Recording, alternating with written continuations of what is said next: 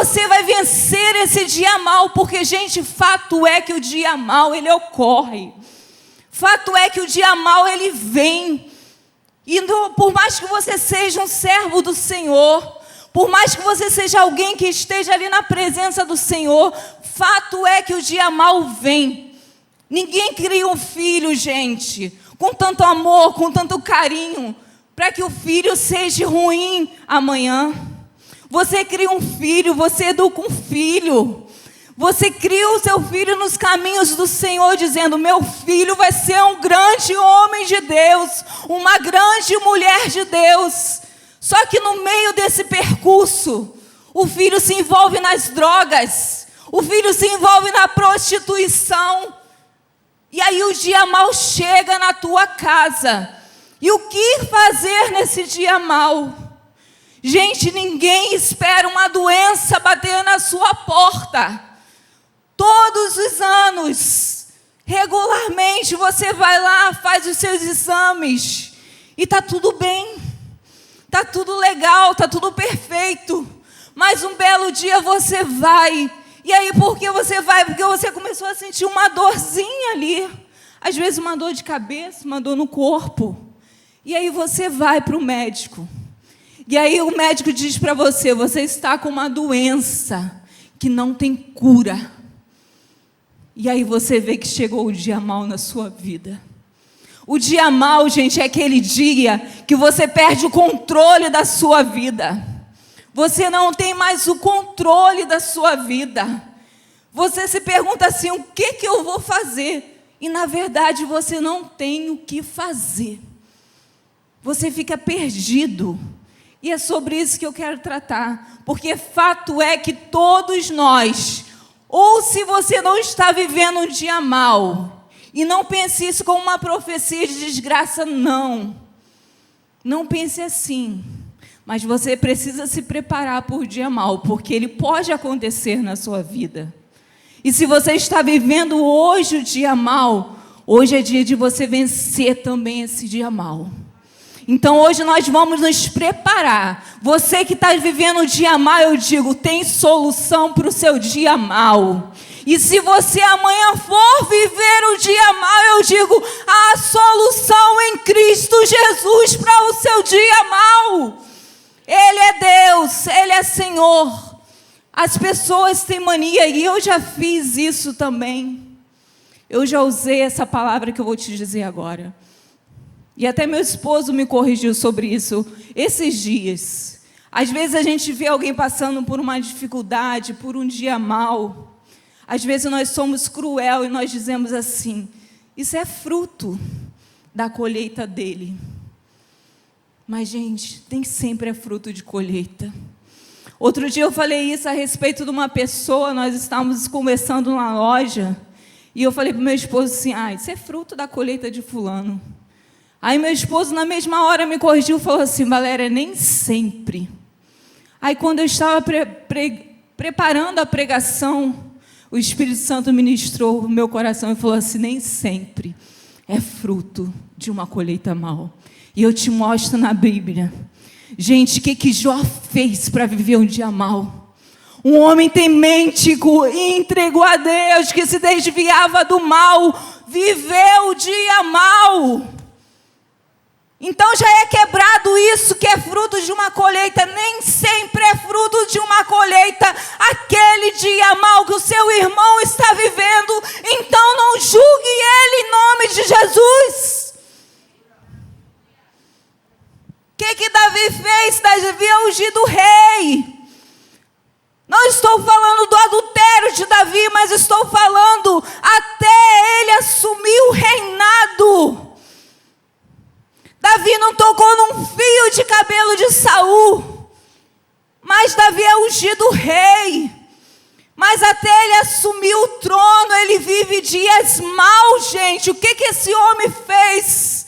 Esse homem era protetor do rei. Ele não deixava que ninguém tocasse no rei. As pessoas diziam para ele: você pode matar o rei, vai lá, a oportunidade de matar o rei. E ele: não, eu não vou tocar no ungido do Senhor. Até esse homem assumir o trono, ele sofreu, ele viveu dias maus.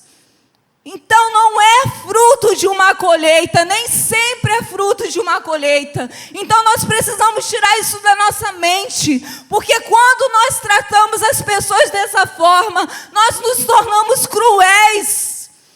E quem é cruel é Satanás. Jesus é um Deus de amor e de misericórdia. Ele tem olhos de amor para aquele que está vivendo o dia mau. Então, em nome de Jesus, a primeira coisa que nós precisamos é tirar isso da nossa mente. E nós precisamos ter olhos de misericórdia.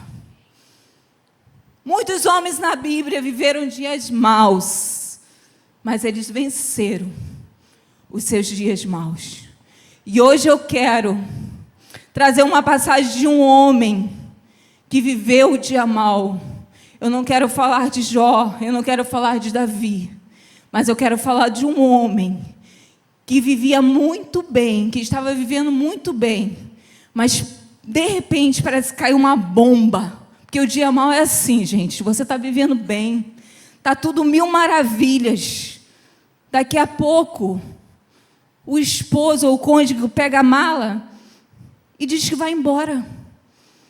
E aí você diz assim, meu Deus, a gente está vivendo bem até agora. Como é que você está falando que vai embora?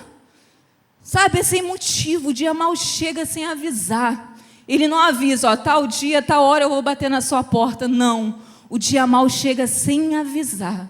Eu quero que você abra a sua Bíblia comigo. Marcos capítulo 5, versículo 21. Deixa aberto aí. Amém? Essa passagem fala sobre um homem. Um homem que tinha uma filha. A filha desse homem tinha 12 anos de idade. Ele estava vivendo 12 anos de alegria. Gente, filho é alegria. Filho é bênção de Deus. Ele estava vivendo 12 anos de alegria com essa filha. E lá no Evangelho de Lucas diz que ela era filha única. Lucas ainda faz questão de apontar que ela era filha única. Então, se você for procurar lá essa passagem no Evangelho de Lucas, vai estar lá, a filha de Jairo tinha 12 anos e ela era filha única. Era o bem maior que ele tinha ali, filha única. Então, vamos ler aqui a passagem. Diz assim, tendo Jesus voltado de barco para o outro lado, reuniu-se em volta dele uma grande multidão, e ele estava junto do mar. Então chegou um dos chefes da sinagoga, grave isso aí, chefe da sinagoga, chamado Jairo, e vendo Jesus, prostrou-se aos pés de Jesus, e lhe pediu com insistência, minha filhinha está morrendo, vem impor as mãos sobre ela, para que ela seja salva e viva. E diz assim, Jesus foi com ele. Jesus foi com ele. Ele tinha essa filha, gente, chefe da sinagoga, eu falei para você gravar isso. Chefe da sinagoga era alguém que estava no local, chefiando. Sinagoga era lugar de adoração, oração e estudo da palavra.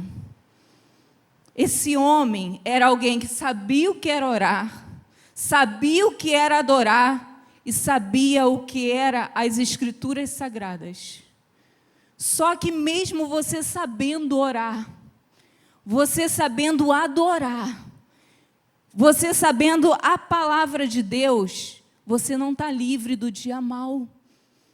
Às vezes a gente ouve algumas coisas lá fora dizendo assim, vem que a sua vida vai mudar. A sua vida muda sim, muda a rota. Mas a aflição sim, a dia mau sim, a dificuldade sim a ser vencida todos os dias. E esse homem que agora vê, esse homem que está no local totalmente favorável ao agir de Deus.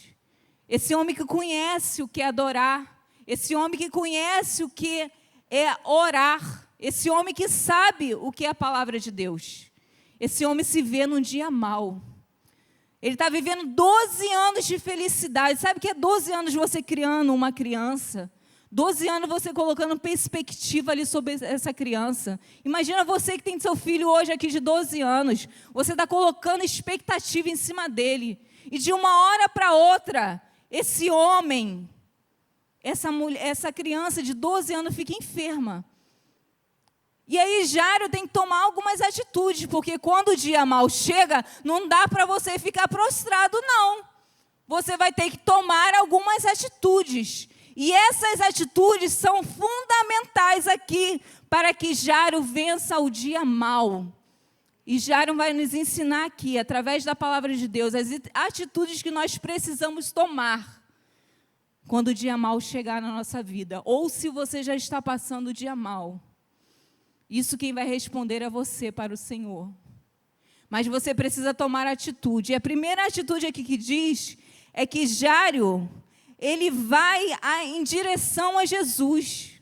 Jairo, assim como tantas outras pessoas, ouvia falar de Jesus. Ele ouvia falar dos milagres, das maravilhas de Jesus, mas não adianta só ouvir. Tem que ir em direção a Jesus. Então, ele não podia ficar em casa com aquele problema ali, tentando resolver o problema sozinho. Por quê? O dia mau não tem como você resolver sozinho. Então, ele vai em direção a Jesus, ele deixa a filha lá com a esposa e ele vai em direção a Jesus. O primeiro passo no dia mau, você não tem que ir em direção a ninguém. Seus pais podem ser os melhores, a sua mãe pode ser a melhor. Mas se acontecer uma tragédia no seu casamento, você tem que ir em direção a Jesus. Se acontecer uma tragédia na sua saúde, você tem que ir em direção a Jesus. Se está acontecendo um problema com seu filho, não adianta você dizer para A ou B que ele está drogado, que ele está viciado, que ele se envolveu com o homossexualismo. Não adianta, porque as pessoas só vão criticar. Você tem que ir em direção a Jesus. Porque vai ser Jesus que vai trazer a solução. Então Jairo deixa tudo. Ele não pede ajuda a familiares, ele não pede ajuda naquele momento. Ele vê diante da morte que a filha dele está para morrer. Ele diz: eu vou em direção àquele que faz maravilhas e faz milagres. Então a primeira atitude, meu irmão, é em direção a Cristo. Eu vou em direção a Cristo. E ele chega lá. Só que quando ele chega tem uma multidão. Diz aqui a palavra de Deus que grande a multidão estava junto de Jesus. Jairo chega diante de uma multidão, gente. Mas Jairo não está preocupado com a sua posição social. Jairo não está preocupado com o que as pessoas vão pensar dele. Sabe qual é o problema? Muita gente não vence o dia mau porque está preocupado com o que o irmão vai pensar dele. Ah, se eu for lá na frente, às vezes o coração está queimando, o pregador fala assim: vem aqui na frente que nós vamos orar, vem aqui na frente que Deus vai fazer. E nenhum pregador fala isso de boca para fora, não. Ele fala isso porque o Espírito Santo está queimando no coração dele para fazer aquilo. E muitas das vezes diz: vem que Deus vai fazer. Mas aí você olha para o irmão do lado, ou você ocupa um cargo na igreja e você diz assim: eu não vou. O que vão pensar de mim? Jairo não se preocupou o que iam pensar dele. Para vencer o seu dia mau, você não tem que se preocupar com quem está pensando isso ou aquilo de você. Se Jesus te chamar, tu se joga nessa frente, se joga nesse altar. Quantas vezes Jesus me chamou, eu estava aí, às vezes no meu dia mau. Meu irmão, eu não quero saber se eu sou diaconisa, se eu sou esposa de pastor, não estou nem aí. Se Jesus falar: Valéria, se joga lá, eu me jogo, me rendo. Porque eu não estou nem aí preocupada com a minha posição, eu quero é Cristo na minha vida. Não se preocupe com o que as pessoas vão pensar. Não se preocupe se você é um jovem e Jesus te chama. Se joga, meu irmão, se joga. Está preocupado com o quê? Quem está preocupado não vence o dia mau. Quem fica preocupado com as aparências não vence o dia mau. E aqui quando ele chega diante de Jesus, diante daquela grande multidão, ele rompe a multidão. Nós precisamos romper com a multidão. Só que ele chega aqui diante de Jesus, a terceira atitude dele, gente, ele não chega de qualquer forma. Ele conhece o que é adoração, o que é oração, o que é escritura. Mas diz aqui a palavra de Deus que ele se prostra aos pés de Jesus. Não dá, gente, para chegar diante de Jesus e ficar de qualquer forma. Não tem como. O negócio queima aqui dentro. Você está entendendo? É um fogo que começa a queimar aqui. Se está apático diante da presença do Senhor, tem coisas dentro que precisam sair. Porque não tem como ficar diante do Senhor e não se prostrar. Porque Ele é santo, Ele é grandioso, Ele é poderoso. E quando nós nos prostramos, nós reconhecemos que Ele é Deus, que Ele é Senhor. Nós dizemos, Senhor, eu sou pequena, mas Tu és grande. Tu és grandioso, Tu és poderoso. Aleluia, Jesus. Se prostrar é isso, não é se humilhar. As pessoas dizem, eu vou me humilhar. Gente, se humilhar é reconhecer a autoridade de Deus na sua vida. É reconhecer. Aqui Jairo reconhece, apesar dele ter uma posição social, ele reconhece a autoridade de Deus sobre a sua vida. E quando a gente se prostra, gente, não tem como Jesus não olhar para a gente. Quando você se prostra, o olhar do Senhor vem para você instantaneamente. Você pode estar no meio da multidão, mas há algo diferente em você. Quando você se prostra, o Senhor foca os olhos em você. Aqui ele reconhece, ele se prostra. A terceira atitude que ele tem é de se prostrar, é de reconhecer que o Senhor está no céu, no alto e sublime trono. E os anjos estão dizendo, santo, santo é o Senhor. Santo, santo é o Senhor. Eu estava ali e eu falei, gente, isso não é um culto qualquer, é um culto que o Senhor marcou o dia para nós estarmos aqui. Não é um culto qualquer, porque a gente às vezes diz assim, o culto A, o culto B, o culto da noite, é o culto O. Gente, Jesus está aqui. E se Ele está aqui, nós precisamos nos prostrar, nós precisamos dar a Ele a melhor adoração, porque se você prostrar, Ele vai olhar para você e Ele vai te tirar desse dia mau. Não fica colocando protocolo nos cultos, não, porque só o culto da noite eu vou, que o culto da noite eu vou à mesa, não. Jesus está aqui em todos os momentos, Jesus está aqui no Together, Jesus está aqui nas quarta-feira de manhã, Jesus está aqui na quinta, Jesus está aqui no domingo de manhã, no sábado que tem culto, aonde se reúne o povo de Deus, Jesus está. Oh, meu Deus! Ele está, Ele faz questão de estar. Oh, Jesus, Tu és maravilhoso, Tu estás aqui. E Tu quer tirar pessoas nessa manhã do dia mau. Meu irmão, Deus vai te tirar desse dia mau. Há poder de Deus para te tirar desse dia mau. A glória de Deus para te tirar desse dia mau. Em nome de Jesus. Então Jairo, ele se prostra. E a outra atitude de Jairo diz assim, ele faz um pedido com insistência. Meu irmão, tem que insistir. Tem que insistir no negócio. As pessoas podem dizer assim, tu não é bom nisso não. Estou nem aí. Jesus está queimando aqui dizendo que eu sou. Então eu vou insistir nesse negócio aí. O médico pode dizer para mim, não tem cura não. Meu irmão, Jesus falou que pode curar. Eu vou insistir nesse negócio aí. Aqui Jairo está com a filha quase morrendo. Sabe o que Jairo faz? Eu vou insistir. Porque a vida, e mesmo se morrer, a vida, a ressurreição, a milagre. Você não pode deixar de insistir não. Você tem que ser insistente. Você tem que ser persistente. Agora eu vou dar uma de diaconisa Pâmela. Se ela estiver assistindo, vamos lá para o dicionário lá. Olha só o que diz sobre sinônimo de ser insistente, gente. Olha que achei.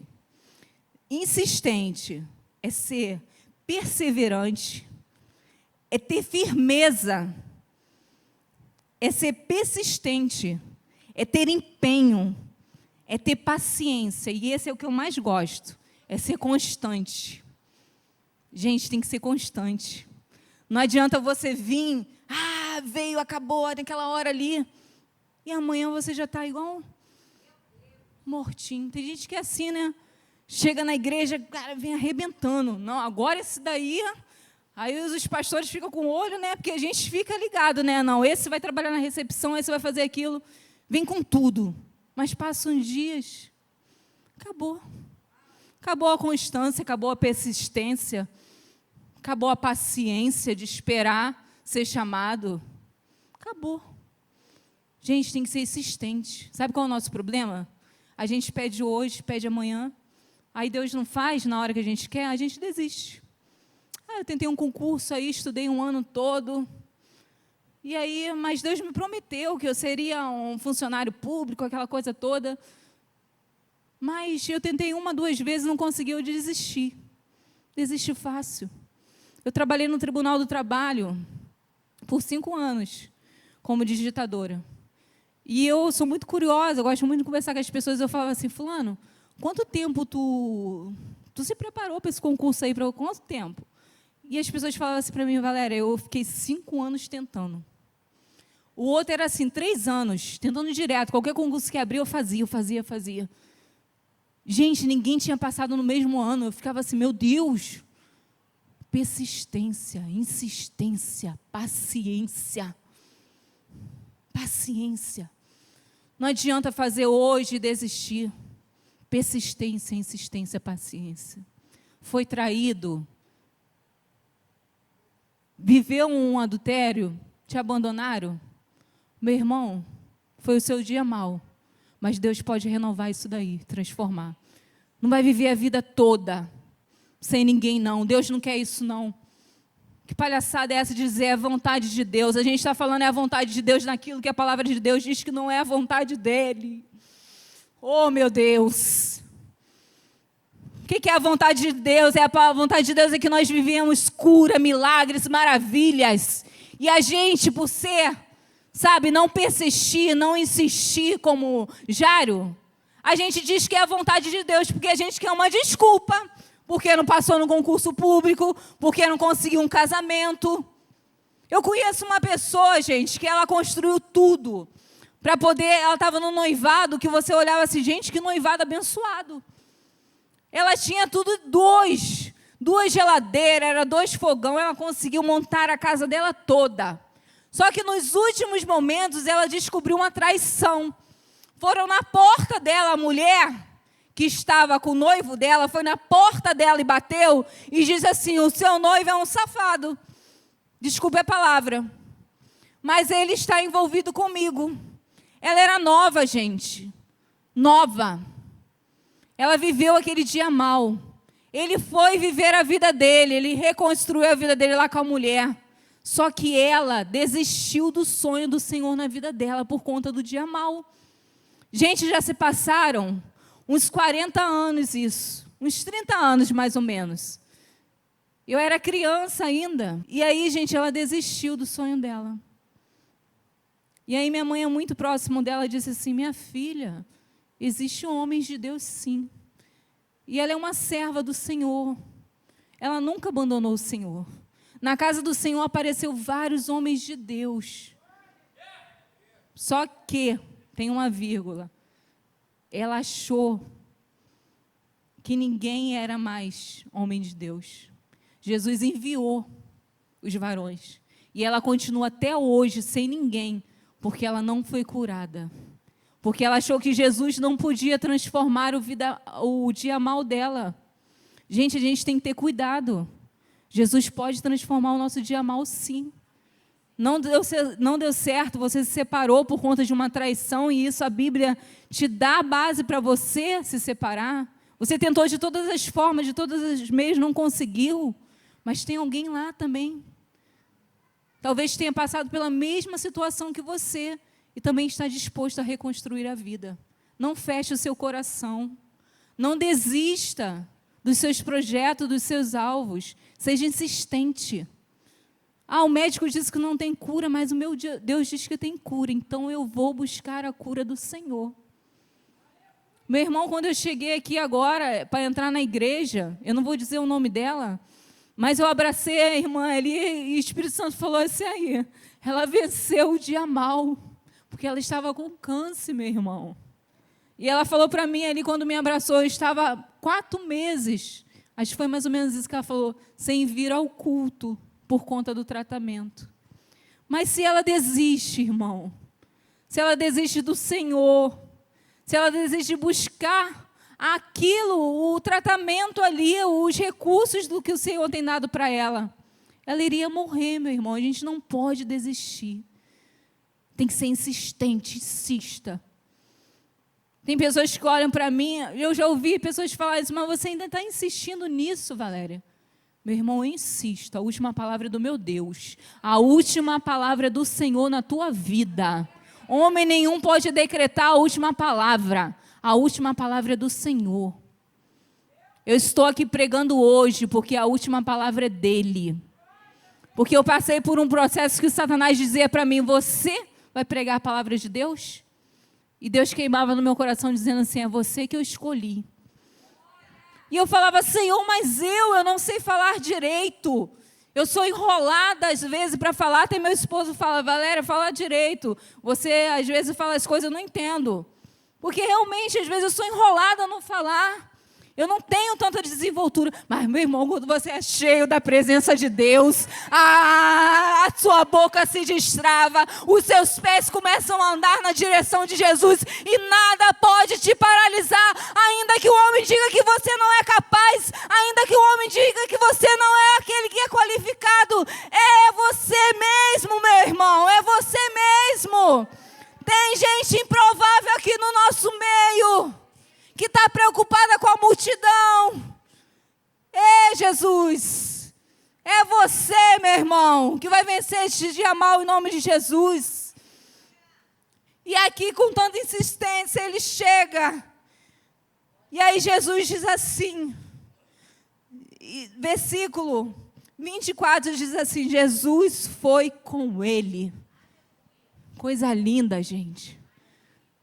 Ele vai em direção a Jesus, ele não está preocupado com a multidão, ele insiste. E aí Jesus fala, eu vou contigo nessa causa. Ah, meu irmão, se você cumprir essas 3 primeiras etapas, ele vai contigo nessa causa.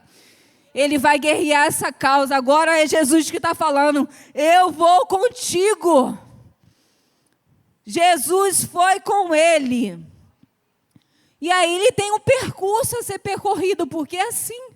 Jesus diz para mim, Valéria, eu estou contigo, mas há um percurso a ser percorrido. O Senhor diz, fulano, eu estou contigo, Joelma, eu estou contigo, mas há um percurso a ser percorrido. E nesse percurso, algumas coisas acontecem. E aí, que é o grande desfecho da história.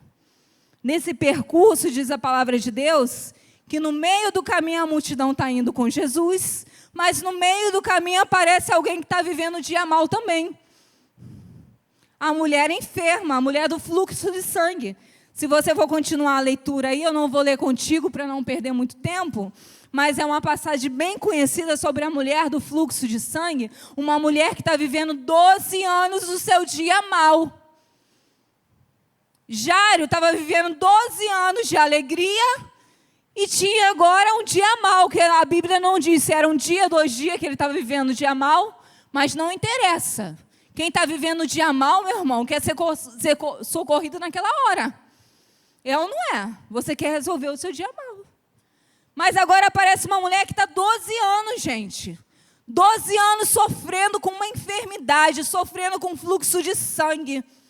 E ali essa mulher, ela toma atitude igual de Jairo. Olha a atitude dela, eu vou em direção a Jesus. A mesma atitude, gente. Quando ela chega diante de Jesus, tem uma multidão. Quando Jairo chegou, o que tinha, gente? Multidão. Mas ela não fica preocupada com a multidão, ela não está nem aí para a multidão, ela está igual Jairo. Eu quero que o Senhor me socorra. Terceira coisa. Ela é insistente, gente. Ela sai de casa já com aquele pensamento certo. Se eu apenas o tocar, eu serei curada. Olha a insistência dessa mulher. Ela é igual o Jairo, gente. É o mesmo espírito que está queimando ali, é a mesma chama. É o mesmo fogo do espírito que está ali. E sabe quando ela chega diante do Senhor? Ela toca. nas orlas do Senhor. Para tocar nas orlas, tem que se prostrar. Ah, Jesus. O que Jairo fez, gente? Jairo se prostrou. O que a mulher está fazendo? Está se prostrando. É a mesma atitude. É Jesus falando, olha só, você pode ter a mesma atitude. Segue o passo a passo. Segue o passo a passo que o Senhor vai fazer na sua vida. E ali Jesus sente que alguém o tocou. E ele para tudo. Ele para o percurso até a casa de Jairo. Gente, quando a gente está aflito, alguém para. Você vai pegar uma condução. Tem um ônibus que passa perto da minha casa para Nova Iguaçu, eu fico agoniada dentro. Porque ele demora a chegar em Nova Iguaçu. Eles não passam de 40. É devagar. E quando você está atrasado, meu irmão, aquilo... Então, você imagina como o Jairo estava. Gente, queimando ali. Minha filha está morrendo, é questão de segundos. Jesus, tu precisa chegar logo no meu problema. Mas aí Jesus está lá. Ele para e diz assim, quem me tocou? E aí os discípulos dizem, Jesus, estamos em volta de uma multidão, e o Senhor diz, quem te tocou? Mas Jesus quer saber, porque ele diz assim, saiu o poder de mim. Ah, meu irmão, quando você se prostra, sai poder do Senhor, dos céus para a sua vida. E ele diz assim, saiu o poder de mim, e ele para tudo.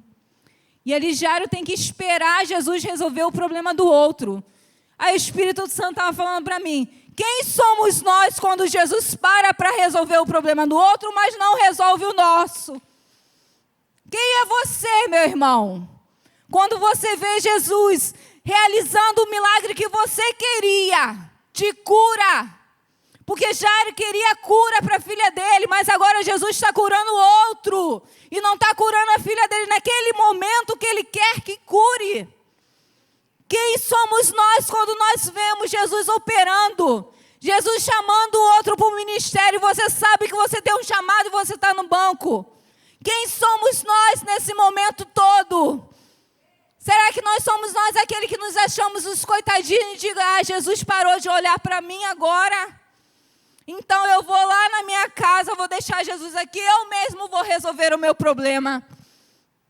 Ah, meu irmão, se Jairo faz isso, se Jairo deixa de seguir Jesus, e ele mesmo vai para a casa dele para ver como estava o problema dele, ele não ia vencer o seu dia mal.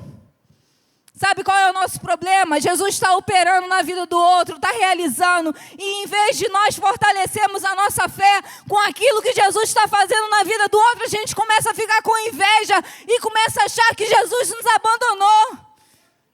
Um Deus que não abandona ninguém. Que pensamento é esse? Esse pensamento não é de Deus. Isso acontece muito no meio da igreja. Você sabe que você tem um chamado para pregar, você sabe que você tem um chamado para liderar, você sabe que tu tem um chamado, mas aí Jesus vai e realiza na vida do outro. Aí pronto, não quer saber mais da igreja, não quer saber mais de trabalhar, não quer saber mais de servir. Abandona Jesus. E aí Jesus está falando, eu não esqueci do teu problema.